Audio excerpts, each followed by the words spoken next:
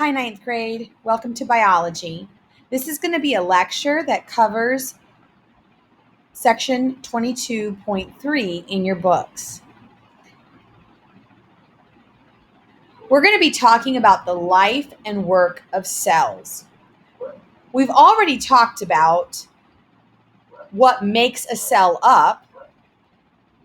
We've already talked about cells being the building block of all living things. We covered that in section 22.1 and 22.2. More specifically, we really dove into what makes up a cell, and we talked about all of the organelles, right? The organs inside the cell, right? The nucleus, the cell membrane, nucleolus, mitochondria, cytoplasm, lysosomes, endoplasmic reticulum, and ribosomes, just to name the main one. This is an incredible picture that one of your classmates made last week. It was one of the assignments, and he made a digital cell. A couple of you actually did. Many of you actually drew cells on pieces of paper that were wonderful. I'm very proud of you. And as you did that, I hope that as you drew and took care to design each organelle, each organ of the cell, it helped you remember what they look like and their function. Now, this week, we're going to continue, right?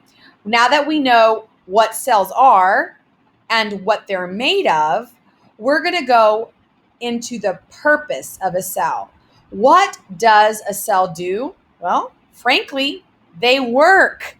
Cells were made to work, okay? Now, cells have specific jobs, okay? So, for example, a skin cell has the specific job of a skin cell. It is to protect the inside of our body. A nerve cell conducts chemical impulses, right, to the muscles to make them contract. So I showed you this picture last week when we talked about cells looking different.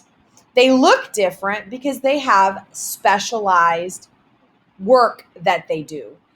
Here you see a red blood cell. Well, red blood cells were made to carry oxygen to other parts of the body.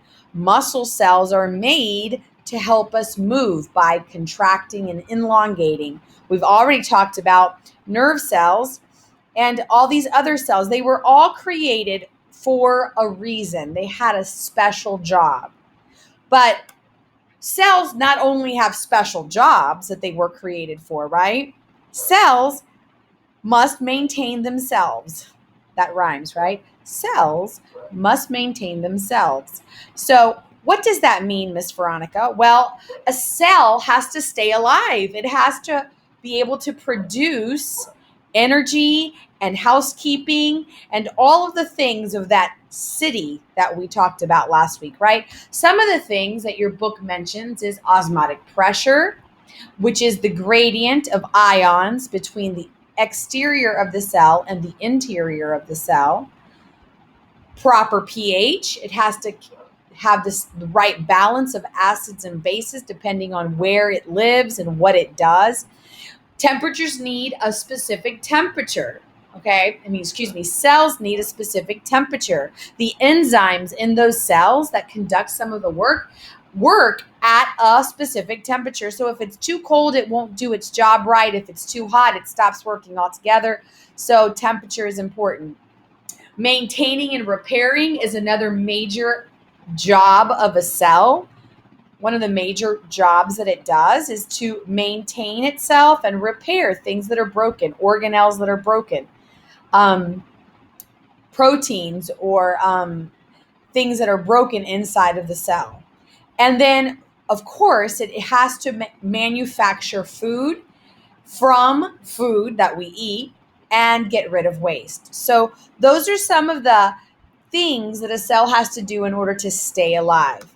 But lastly, let's talk about what is the most important job of a cell. The most important job of a cell. We've talked about its special job that it was created to do, and we've talked about maintaining its internal environment, homeostasis. But now let's talk about what is the most important job. Well, the most important job that a cell does is make energy. A cell can't do any of those other things unless it can make energy. We need energy to function. A cell cannot function without energy. So, depending on the cell, it makes energy in two different ways. First of all, a plant cell makes energy through photosynthesis. Last week we talked about plant cells are a little different than animal cells. Some of you actually drew a plant cell and you know that it has a couple of different organelles. It has a cell wall, right, that creates a real big structure since plants don't have skeleton bones like we do. And it also has chloroplasts, special organelles inside that help it carry out just this function, photosynthesis.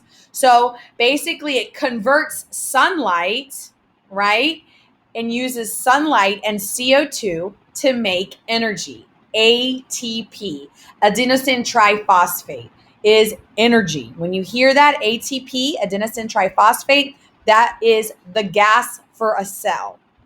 Really, it's the energy source for everything. So then plant cells use photosynthesis. That's how they make energy. Well, animal cells and most cells really use a process called cellular respiration. They basically take glucose. Remember, we learned about glucose last year, and we learned that a molecule of glucose, right? The cell converts that into ATP, energy, adenosine triphosphate. So without being able to make its own energy, the cell would die. And it certainly couldn't carry out the specialized functions for which it was created. So the last thing I want to leave you with is your assignment for today. Some of you are still having a hard time understanding your assignment, understanding what I am expecting of you. So I'm hoping that by sharing it with you and giving it to you in a video, not only in writing on Rediker, it helps you guys. I want you to succeed. So your assignment for today, Monday, October 19th, you are supposed to read in your textbooks section 22.3. It's many different pages. You have a couple of days to read it, pages 463 to 470. At the end of that, you'll find the section review. Your assignment is to complete the section review. The section review is due on Wednesday, October 20th. Okay? Also, I hope that you guys remember, it's written right there for you. You have a quiz today, a quiz that covers what we learned about last week, section 22.2. So I hope that if you haven't done so already, you take the quiz today. It is only available today. Okay? So go find the quiz link and take it. I hope you have a good day. I'll see you in a little bit. I hope this helps you understand the purpose of a cell, one of the most extraordinary things that God has designed. Bye.